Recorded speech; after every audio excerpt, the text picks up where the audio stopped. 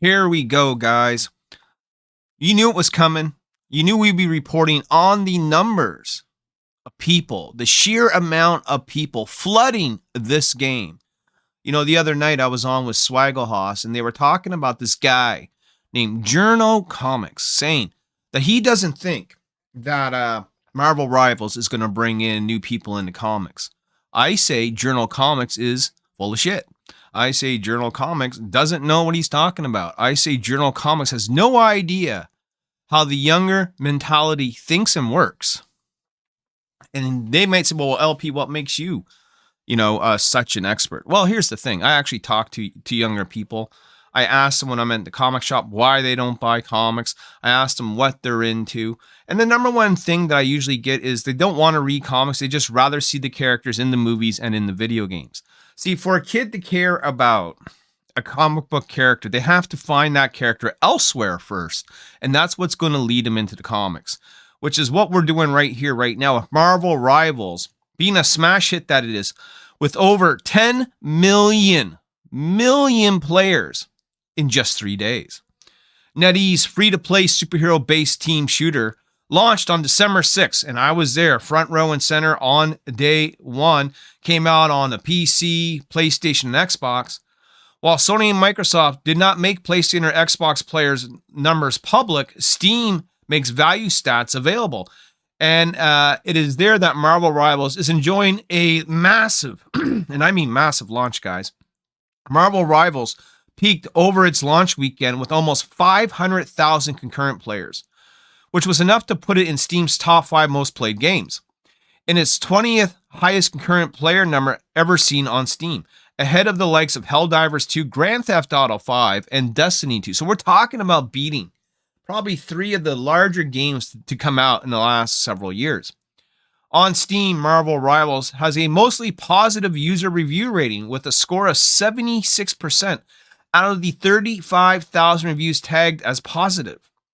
I will add to that. Let me be the 35,001 saying this is my favorite game that I'm currently playing right now. It's a little bit, it has a slightly higher difficulty curve than Overwatch, but it's characters that you know and familiar with. And like I said, it is going to get new people into reading comics. Like I may do a video just on the Journo thing to give my point of view, because I'm telling you right now, I bought, and I'm not a speculator. I'm not a hardcore collector, even though I got 18 long boxes of comics. I never looked at myself as a flipper, as an eBay seller, even though I have an eBay account that's usually just for my Nyobi stuff. I'm just a guy who likes comics, and I never even knew who Luna Snow was. Okay, had no idea, and I've been buying Marvel for years, John, years. But the other day, I went and picked up New Agents of Atlas #1, the first appearance of Luna Snow for $20, and I doubt you're going to be able to get it for $20 now. Jeff the Landshark, West Coast Avengers #7, 9.8, sold for a whopping, and this just happened recently, $525, 9.8 CGC. And that's American, right? So that's like $2 million Canadian. You get what I'm saying here? And, well, that's just speculators selling to other speculators. Well, I'm sure that's the case.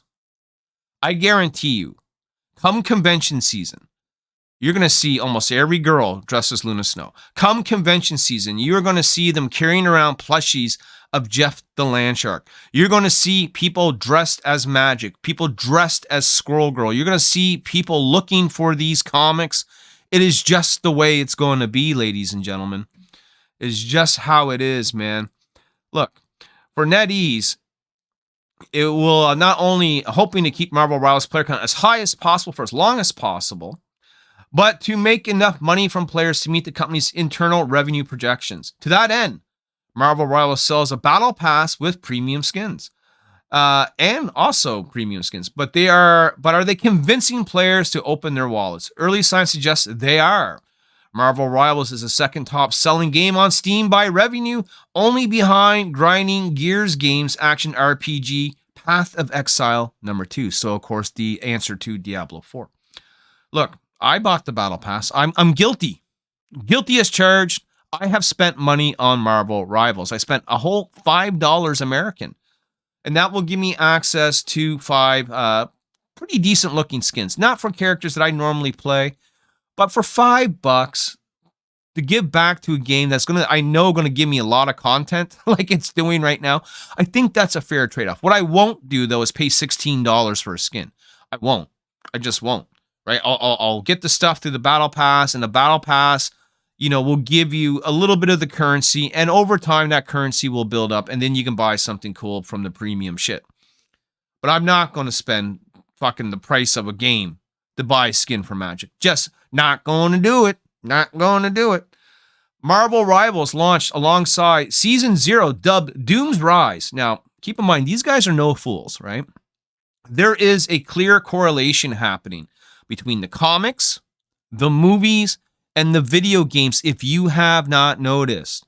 Everything right now is about Doctor Doom. We have Doctor Doom being a big thing in the comics right now. We have Doctor Doom played by Robert Downey Jr. in the upcoming movies. And we have this huge Doom's Rise event in the video game. They are working towards something big, ladies and gentlemen. And this is just the start. This is just the beginning. This month's long kickoff season starts with a total of 33 heroes, all available to play for free. 8 maps for quick match and competitive modes, a conquest map, and a practice range, basically what I'll call the danger room.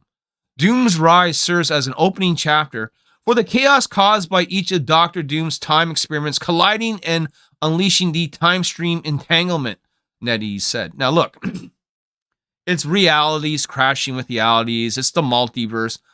In my opinion, the multiverse has been overdone to death. Please goddamn stop with the multiverse. It works for this game because it gives a reason why different heroes would team up with different villains and fight each other, because it's all different in every reality, right? But I'm talking more for the comics and for the movies. For the love of God, bring it back a step. Let's stop with the multiverse. It's getting a little insane in the membrane, if you know what I mean. Doom's Rise. Let's see. Doom's Rise serves as the opening chapter for the chaos caused by each of Dr. Doom's time experiments. There is a Twitch drop event for Season 0. As you would expect from a live service game of this type, I tried to do this. I couldn't figure it out. I don't know if my Twitch account is tied with my NetEase fucking Rivals account. I kind of given up on that. As you expect from a live service game of this type, an Entangle Moment season event to unlock spray rewards, gallery cards, and stories for completing tasks, and a global launch gift, a special code for the free Iron Man costume. Now, if you guys haven't collected your free Iron Man skin, I did a video just on that the other day. You'll see the link at the top there. It'll be a card at the top. But man, you can't tell me that 10 million players isn't going to lead to new comic book buyers. It most absolutely will. It most absolutely will. Look, man, 10 million people don't even read comics. Hell, we can't sell a single issue to 1 million people anymore like we could back in the 90s. So yes, these people are going to see these characters for the first time. There's going to be an interest in them. And the best thing that this game could have done for Marvel Comics, for the comic book industry in general, is place the first appearances of these characters in the game, telling people who are new where you can find them, where you can get their first appearance, right? I had no idea that Luna's first appearance was Agents of Atlas, New Agents of Atlas, until the game told me.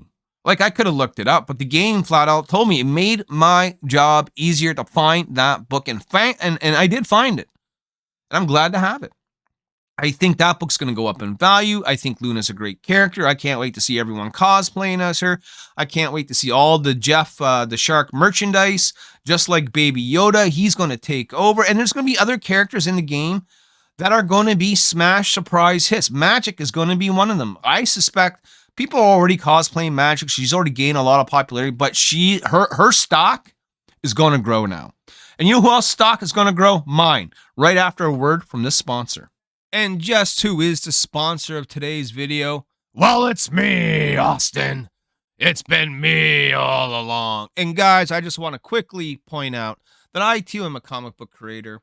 I just don't speak it. I produce it, right? It's like put your money where your mouth is. We do that each and every time we have a release. I've been doing this now for a decade. We're published. We're in comic book shops. And We're on eBay. So if you ever want to check out Nyobi and you haven't yet, one of the best ways to do that is to come by our eBay store. Take a little scroll through here. If you type in Nyobicomics, you'll find it. Of course, link will be in the description of the video. I have all kinds of great back issues and hard to find variants here from artists that you know and love, like Jamie Tyndall, Elsie Frita, Steph Wilson, Paul Green, John Stinsman of Evangeline fame, Keith Garvey, and so many more, guys. If you're missing out on some Nyobi back issues, if you're looking for that hard to find variant, chances are you're going to find the best deal right here on eBay, and chances are you're going to find that deal directly through me. And as always, if you do order a book from me, I'll throw in a little extra goodies in there, little tchotchke package of stickers and bookmarks and cards. Oh my. You'll have all that. Plus, you can have your book signed or unsigned. That is up to you. And keep an eye on this page because I do update it fairly frequently with new items all the time. And as something sells, I will put it back up. So, guys, today's sponsor, Nyobicomics, the eBay store. Come check it out.